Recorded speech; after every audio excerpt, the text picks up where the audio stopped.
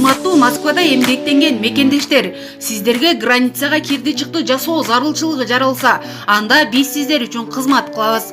Күн сайын Казакстанга жолго чыгабыз. Барып келүү убактысы 1,5 күн. Сиздерди тейлөө үчүн стажы жогору айдоочулар 17 орундуу ыңгайлуу Альфард унаалар даяр. Унада Wi-Fi сыналгы бар. Кол телефондорду кубаттоо үчүн шарттар каралган. Мындан сырткары жолго чыгаар алдында кара тизмеде бар жок экениңизди акысыз текшерип беребиз. Анан да границада жаралган көйгөйлөргө жардам колун сунабыз. Шашылып калыңыз. Байланыш үчүн телефондорубуз 8 968 402 42 72. Биздин дарек метро Проспект Мира. Президент Садыр Жапаров иш сапары менен Абу-Даби шаарына келди. Кыргыз Республикасынын президенти Садыр Жапаров бүгүн 30 октябрда иш сапары менен Бириккен Араб Эмиратынын Абу-Даби шаарына келди. Мамлекет башчысынын учагы Абу-Даби шаарындагы эл аралык аэропортуна конду. Флагштокторго Кыргызстан менен байытуулар ийилинип, килем төшөлүп, ардак кароо тизилди.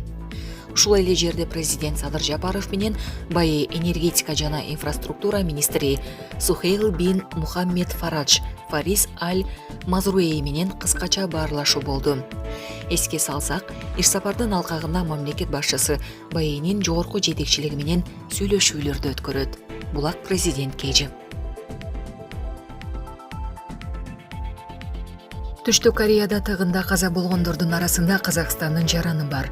Бул тууралуу Казакстандын Тышкы иштер министрлиги билдирип, сөөктү мекенине алып келүү иштери уюштурулуп жатканын маалымдады. 26 жаштагы кыз Актөбө облусунан болот. Ал Түштүк Кореядагы жогорку окуу жайлардын биринде билим алып жаткан. Өзбекстандын Түштүк Кореядагы элчилиги да каза тапкандардын арасында өзбек жараны бар экенин маалымдап, маркумдун жакындарына көңүл айтты. Маркумдун тек жайы, ал жакта окуганы же иштегени тууралуу маалымат берилген жок. Кыргызстандын Тышкы иштер министрлиги набыт кеткендердин арасында кыргыз жарандары жоктугун билдирген. Түштүк Кореяда Хэллоуин күнүн белгилөөгө чогулгандар арасында пайда болгон тыгындан 150дөн ашуун адам каза таап, 82 киши жараат алды.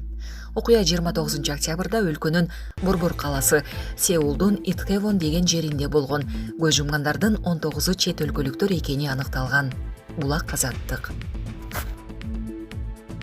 АКШнын президенти Джо Байден Украинанын дан экспортуна байланыштуу келишимден Орусиянын чыгып жатышын айыптап, Бириккен Улуттар уюмунун ортомчулугу менен түзүлгөн бул келишим ошол бойдон сакталышы керектигин билдирди.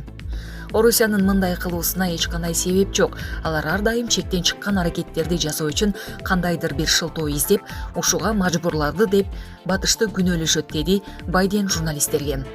Орусиянын АКШдагы элчиси Анатолий Антонов Москванын дарегине айтылып жаткан сынды адилетсиз деп, Орусиянын келишимден чыгып жатышы Украин бийлигинин ойлонбогон аракеттеринен улам экенин айтты.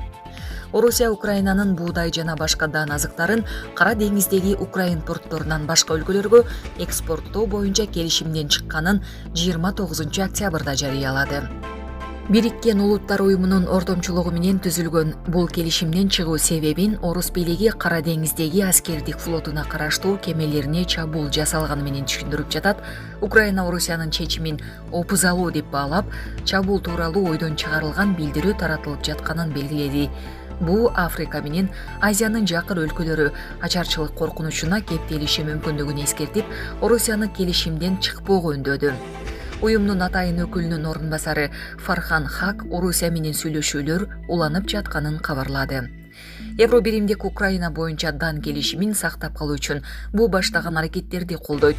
Украина дүйнөдөгү ири дан экспорттоочу мамлекеттердин бири. Орусия быйыл февралда Украинага кол салгандан кийинки согуштук абалда Украин бийлиги өлкөдө өндүрүлгөн азык-түлүктү деңиз аркылуу мурдагыдай экспорттой албай калып, кризис жаралган. Июль айында буунун жана Туркиянын ортомчулугу менен Орусия дан келишимине макул болуп, жолдорун ачып берген. Булак Азаттык. Өкмөт чек арадагы айылдарга бир канча социалдык объектилер курулат. Министрлер кабинетинин төрагасы Акылбек Жапаров Баткен облусунун Капчыгай, Самаркандик жана Достук айылдарына барды. Бул тууралуу өкмөттүн маалымат кызматынан кабарлашты.